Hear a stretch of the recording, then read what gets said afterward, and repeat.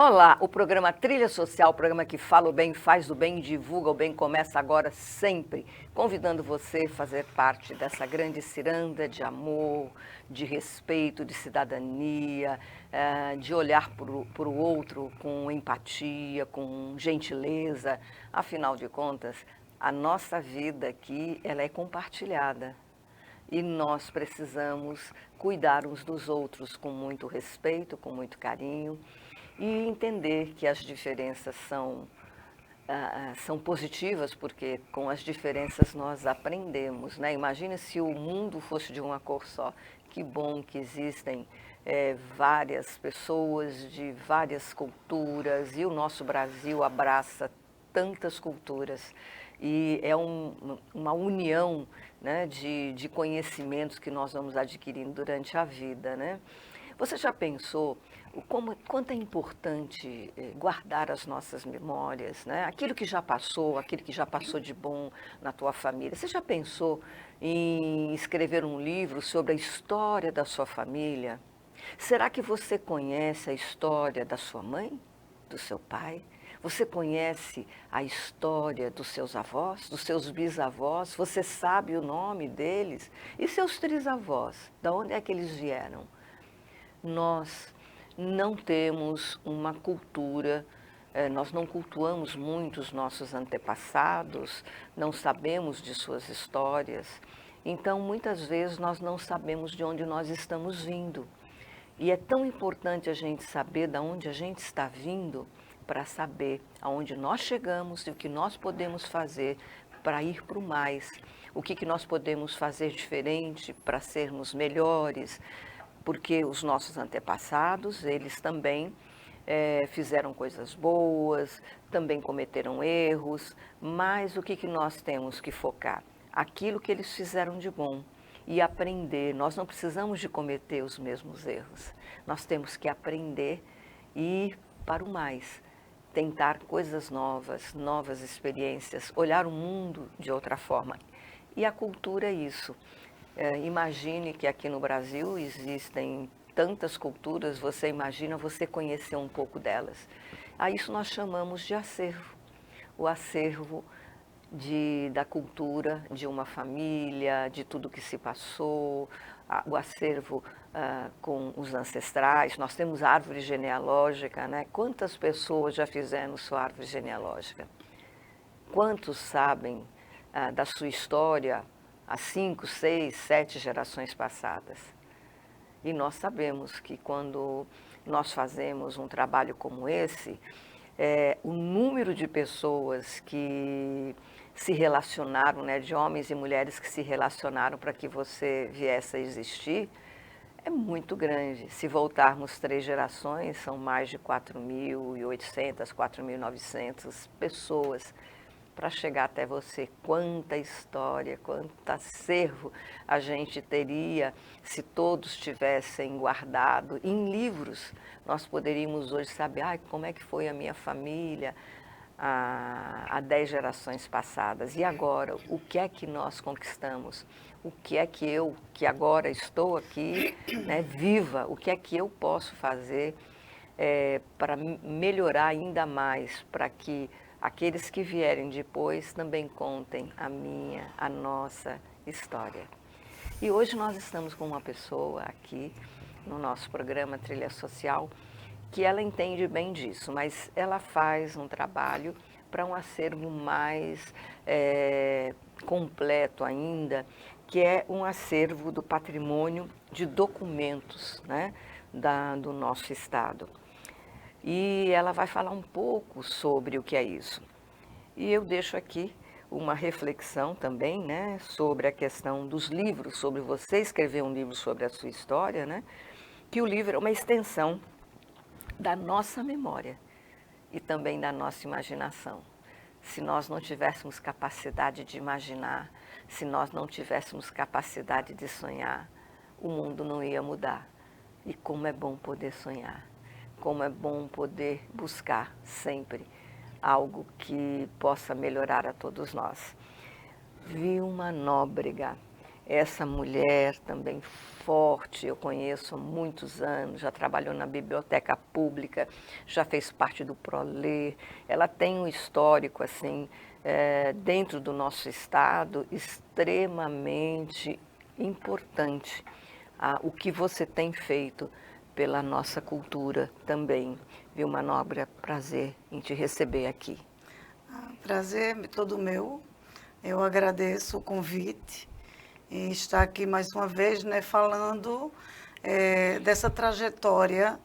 Assim, a minha trajetória como profissional, mas principalmente a importância desses equipamentos culturais e de memória que eu, ao longo dos 43 anos de profissão, né? Muito tempo, então, né, muito Vilma? tempo na biblioteca pública, foram 20 anos dedicados ao sistema de bibliotecas, implantando biblioteca nos municípios, contribuindo, né, com a cultura do Estado. E estou há 10 anos na superintendência do Arquivo Público de Alagoas, a convite à época do Dr. Fábio Farias, que era o chefe de gabinete, né, do Gabinete Civil, do qual o Arquivo Público pertence. Então, mas o mais interessante de tudo isso, que ela só chegou a ser chamada, essa responsabilidade, né, e essa capacidade de gerir, de fazer a gestão desse trabalho, ela foi adquirindo durante todo esse tempo. Você trabalhou na biblioteca pública durante 20 anos, mas você fez parte também do Prolê. Explica um pouco o que é o Prolê, porque existem as bibliotecas e o Prolê é algo que está ligado nacionalmente. O Prolê é um programa nacional de incentivo à leitura. Ele foi instituído pelo Ministério da Cultura. Então, o Prolê é um programa de incentivo à leitura que era coordenado pela Casa da Leitura. Isso nos anos 90, início dos anos 2000, houve uma efervescência muito grande.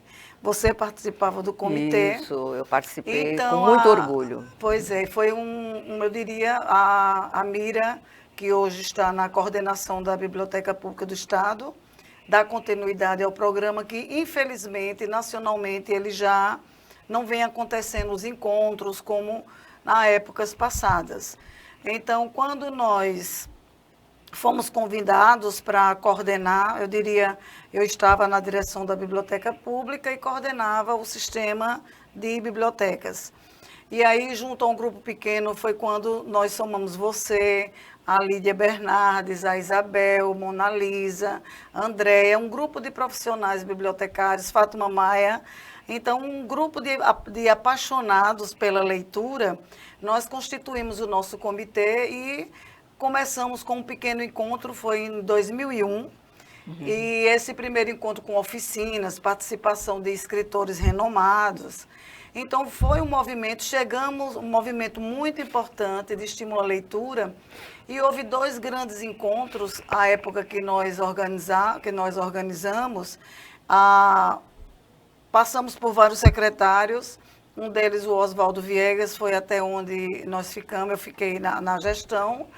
E aí nós tivemos 2 grandes encontros com o apoio da ABB, com o apoio do SESC, chegamos a reunir 500 participantes que vinham de todo o estado.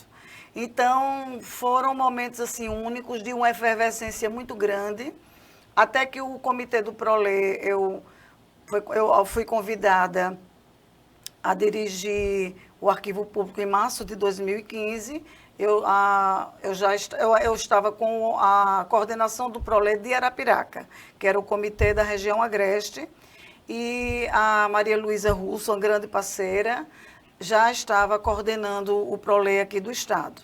Então, e a Biblioteca Pública hoje continua com esse trabalho, né, e vale a pena participar, porque são encontros com escritores, com oficinas de dicas de como você ter um êxito melhor na leitura, e especialmente como estimular a leitura na infância e na adolescência.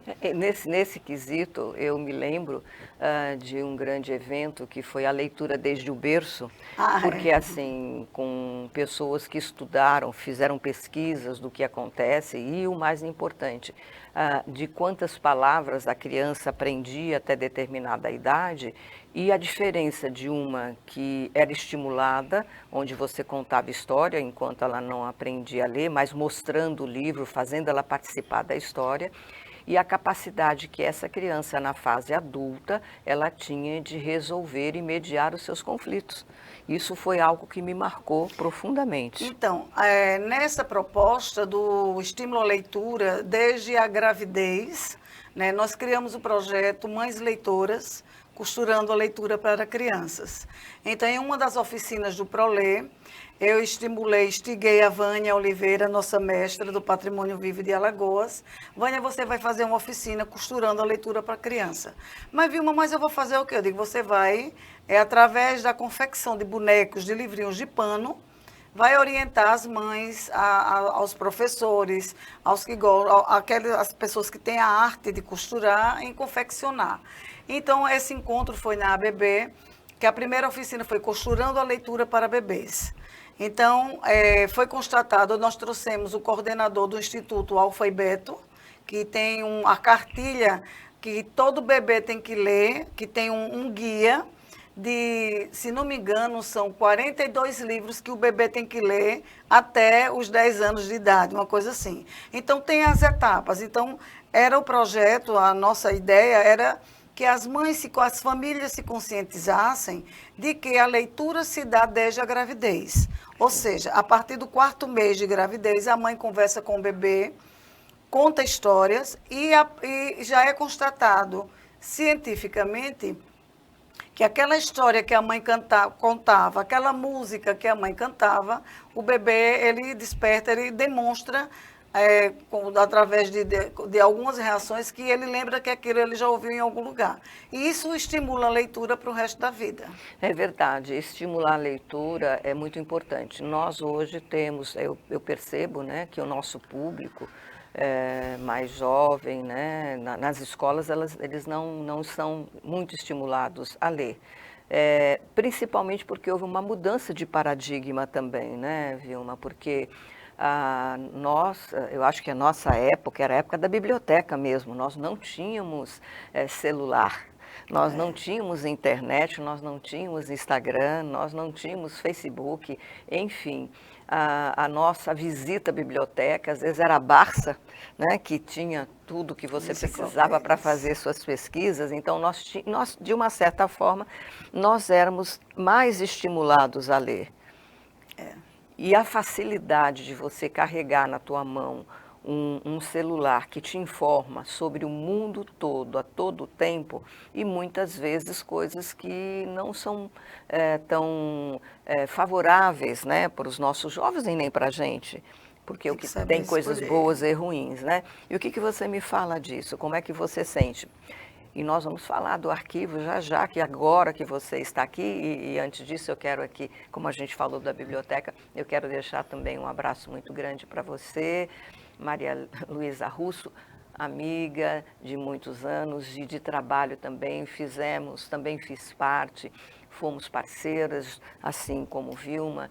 Então, o quanto é importante. Nós aqui estamos, de uma certa forma, fazendo um pouco do arquivo da nossa vida, né? Com certeza, da são sua, memórias, da minha, nossa memórias. Memória. E é isso que é legal, né? Então, parabéns, um grande abraço a você, muita luz, muita paz. Então, como é que você vê essa questão da chegada, porque você participou de tudo isso antes de acontecer, né? Quando ainda a gente não tinha a internet, não tinha o celular e todos esses mecanismos. Como é que foi essa transição?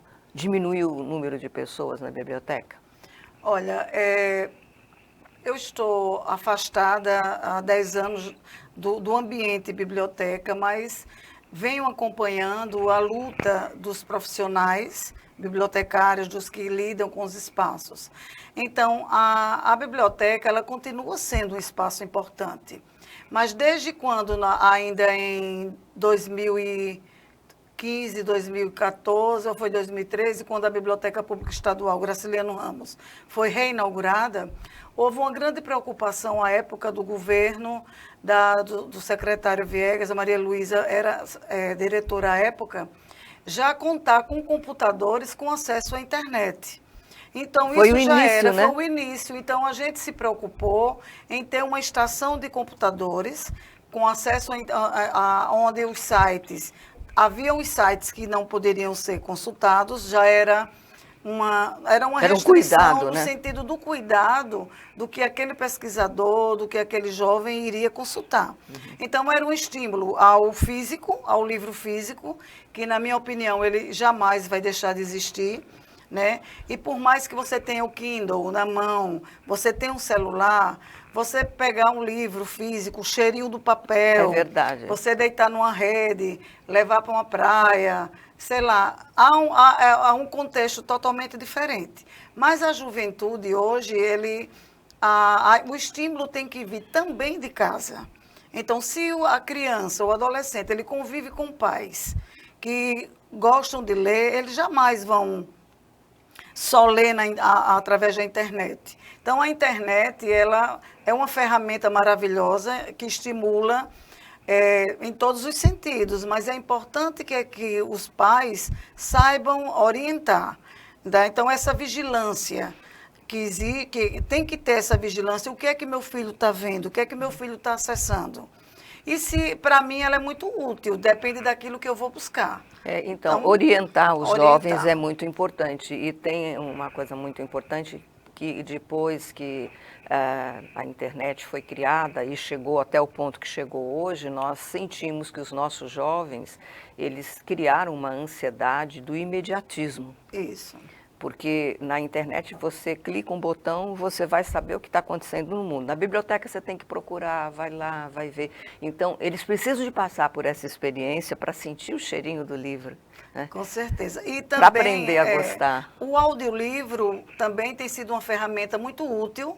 Eu tenho preguiça de ler. Tá, então baixa um aplicativo que você está viajando, você está fazendo caminhada. Então agora você se separa constantemente oferecendo aplicativos que você põe o fone e o audiolivro. Você lê, escolhe o livro que quer e tem as formas. Não, eu quero ler o livro resumido, ou eu vou ler o livro inteiro. O importante é que se leia. Isso. Então, eu dizia, quando você está à espera de um consultório médico, até bula de remédio a gente lê, tudo é conhecimento. É verdade. Então, a gente tem as estratégias. Nas bibliotecas, que na época que nós orientávamos na instalação, eu diria aos prefeitos, a gente sempre dizia aos prefeitos, monte uma bebeteca, mas viu uma bebeteca, sim, livrinhos de pano, que são usados nos bebês, livrinhos de banho, que é o de plástico. Sim. Que aí, mas o bebê não lê, tá. Mas o fato dele manusear o livrinho de pano durante o banho, aquele movimento já leva ao incentivo à leitura. E também não só o movimento, ele vê as figuras, as das imagens. letras, não só o desenho, mas ele vê as letras, Isso. aquilo já vai se familiarizando. Isso. Então é uma forma já de prepará-lo para a próxima etapa da vida dele, né, que vai ser ler. Então são os próximos leitores. Então, em casa, sempre deixar no meio dos brinquedos das crianças, livrinhos no meio dos brinquedos. E tudo isso é o contato. O primeiro contato ele vai tendo e, aos poucos, você consegue estimular a leitura. E estimular. Então, agora vamos falar dessa sua nova... Já há algum tempo você está no acervo do patrimônio, né, de documentos aqui do nosso estado. Me fala o que é esse espaço. Eu sei que é um espaço de memória, mas como é que você está fazendo a gestão de tudo isso? Olha, foi uma responsabilidade muito grande. Eu fiquei, assim, muito feliz, lisonjeada com o convite, porque ocupar a direção do Arquivo Público do Estado, por onde passou o professor Moacir Medeiros de Santana, um grande historiador. O professor Moacir foi diretor do arquivo por 45 anos, né? Depois vieram mais dois grandes profissionais, o professor Geraldo Silva e o professor doutor Marcos Vasconcelos, E em 2015 eu fui convidada no primeiro governo do governo Renan Filho, onde o doutor Fábio Farias era secretário-chefe de gabinete civil.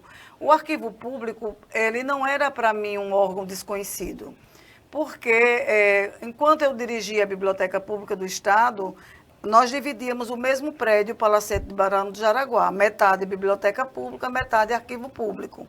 E eu tenho uma especialização em organização e administração de arquivos, e na minha formação como bibliotecária, à época não existia o curso de arquivo, então a minha formação é bibliotecária e documentalista. Então não foi nada assim. O que mudou, o que me surpreendeu também foi assim a dinâmica. Então eu diria que quando eu digo, meu Deus, porque eu sempre trabalhei aliando a responsabilidade, claro, da organização com a criatividade de como trazer o público para o espaço. Então, o arquivo público, ele existe desde 1961, né? Foi criado em 61, no governo Luiz Cavalcante. E esse arquivo público, ele contém o quê? Então, o arquivo ele é constituído por documentos administrativos que foram remanejados dos órgãos dos governos para lá. Então, é um órgão que todos os estados contam com um arquivo público do Estado, onde ele salvaguarda a memória administrativa histórica. Por exemplo, nós encontramos documentos a partir do início do século XVIII. E vocês fazem a parte também de recuperar, né? Porque Sim. Às vezes aquele livro, aquela história está ali, mas já está se apagando, o papel fica pela antiguidade. Vocês têm que aprender uma série de... Você teve que aprender uma série de formas de poder manter. Na verdade, existe a exemplo das bibliotecas, arquivos e museus, eles têm que ter uma manutenção do seu ambiente físico. Seja o documento, seja o livro, o papel, ele tem que ter o cuidado com relação à temperatura, à umidade relativa do ar. Quando nós assumimos lá no arquivo público, com todo o apoio do Gabinete Civil, que nós temos todo o apoio hoje com o secretário Felipe Cordeiro, né, uma equipe que está à frente agora do Gabinete Civil, nós, com relação às condições dos documentos, nós adotamos uma política de preservação e conservação do acervo. O que é que eu diria? Preservar, conservar para não restaurar. Uhum. Restaurar é quando o documento ele já se danificou, então você precisa de elementos, de materiais que são caros para fazer essa restauração.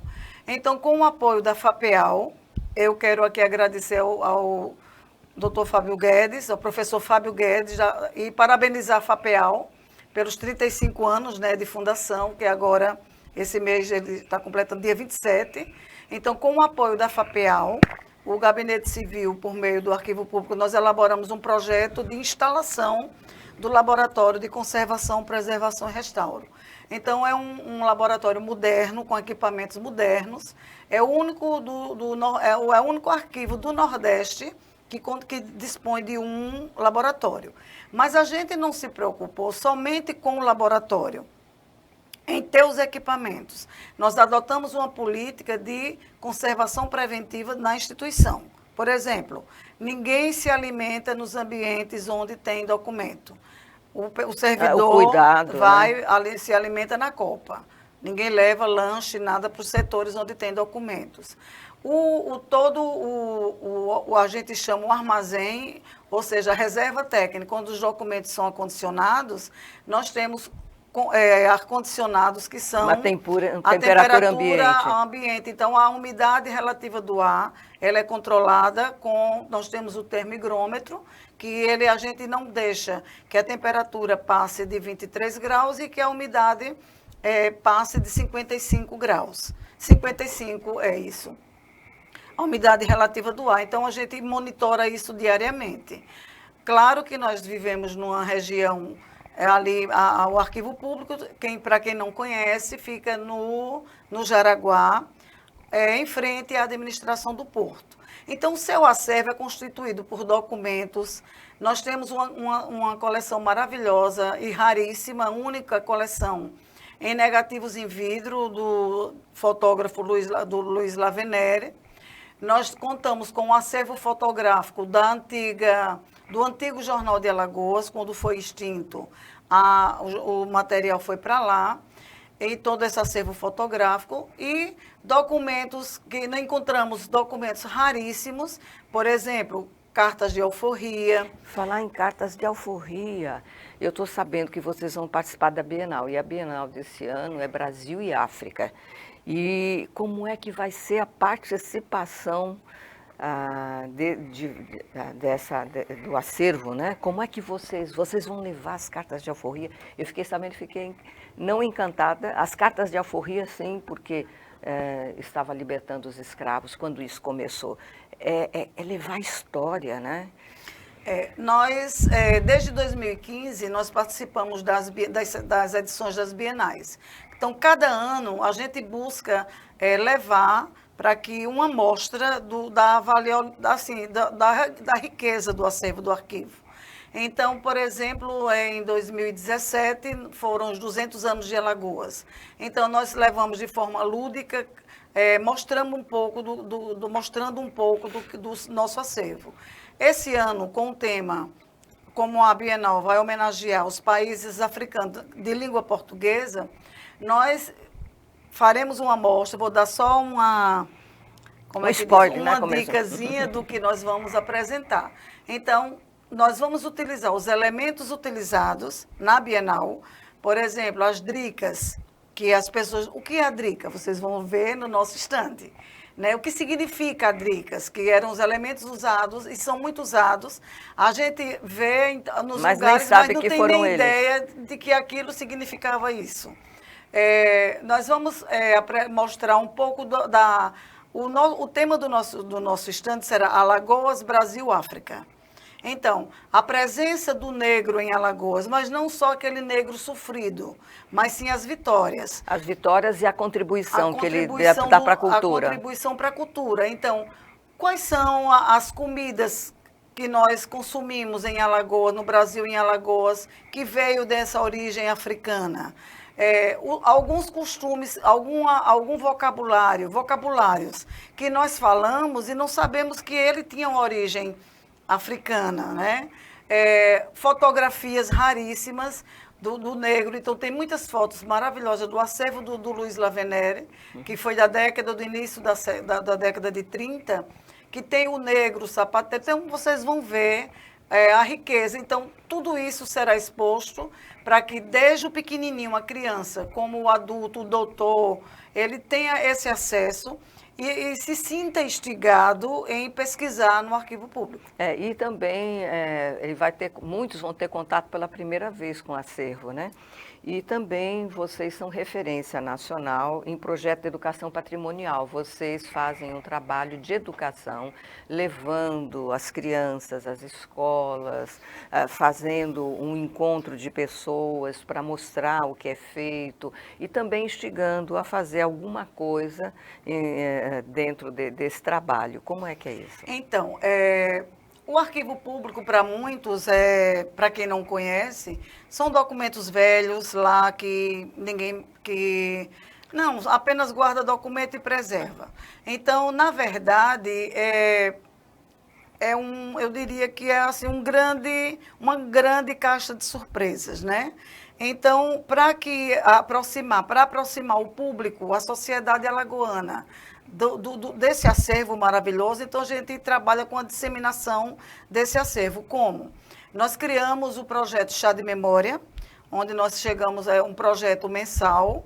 Esse ano a gente, por alguns problemas internos, a gente ainda vai realizar, pretendemos até novembro a gente fazer uma edição. O Chá de Memória é um projeto de educação patrimonial, onde nós trazemos um convidado que fala de um tema, seja atual, ou seja, um tema relevante à história, né? Trazer, por exemplo, dentre os temas já discutidos, nós falamos sobre os romeiros de Padre Cícero. Então, Por quê? Porque Alagoas é o estado que mais leva romeiros à terra de Padre Cícero. E o importante é disseminar a história, né? Outra coisa, tratamos sobre a questão da cana-de-açúcar, a economia alagoana, trouxemos profissionais, tanto do estado de Alagoas como profissionais de outros estados. Tem um suquinho de memória, que é um projeto que nós fizemos em homenageando o professor Moacir Santana, com o mascote Moacirzinho. Então, o Moacirzinho, ele fala para a criança, por exemplo, a marchinha Mamãe Eu Quero, é de um alagoano, né, que as pessoas não tinham conhecimento. E aí a gente tem o projeto a Educação Patrimonial para a Criança, para o Jovem, que é o Memória de Gerações, com as visitas guiadas. E quem quiser levar seus filhos, escolas, fazem um contato através do 3315-2081 e agenda sua visita. Ótimo. O nosso programa está chegando ao final. Nós queremos agradecer a sua companhia, esse esclarecimento, e você que está aí, leve seu filho à biblioteca e instigue seu filho a ler, seus filhos, suas filhas, né? E leia também, porque isso faz com que você viaje para o mundo sem sair do lugar, não é verdade? Então, despeça-se e deixe novamente o endereço para que as pessoas possam entrar em contato. Então, eu agradeço a oportunidade e, para quem não conhece, o Arquivo Público de Alagoas fica a Rua Saia Albuquerque, em frente à administração do Porto, e para agendar, seja uma pesquisa, seja a visita, nós temos o nosso contato 3315-2081 ou 98801-3509, ou através do nosso e-mail, arquivopublico.gov.br. Agradeço muito. O programa Trilha Social sempre se enriquecendo com pessoas maravilhosas. O programa Trilha Social, o programa que fala o bem, faz o bem e divulga o bem, volta a semana que vem, sempre fazendo o bem e sempre no caminho da paz. Até lá!